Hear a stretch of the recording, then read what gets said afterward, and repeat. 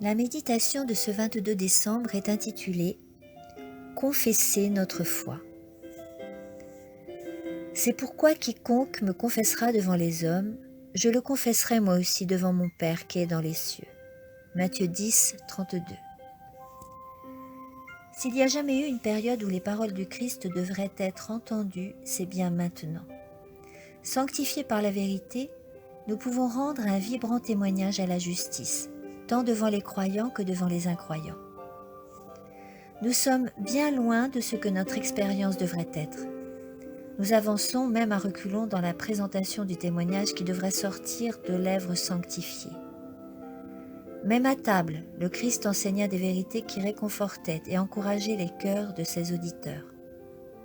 Nous devrions présenter les paroles du Christ toutes les fois que possible.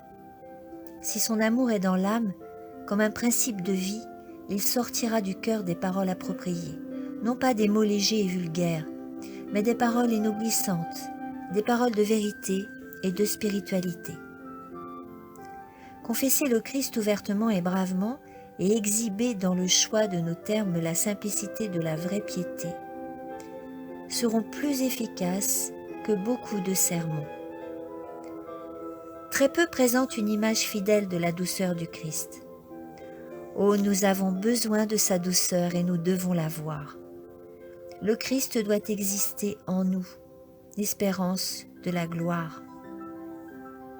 Nous nous préparons à être transmués au ciel.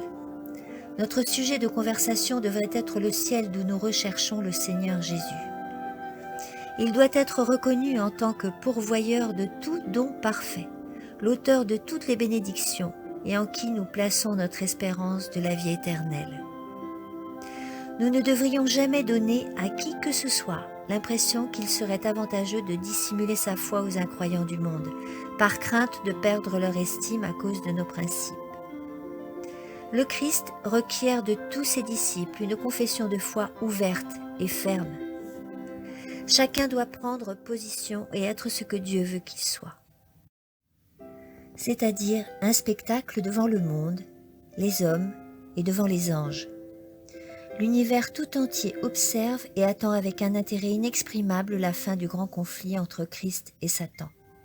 Par conséquent, que jamais nous ne permettions, par couardise ou par politique, que la vérité de Dieu soit reléguée à l'arrière-plan. Amen.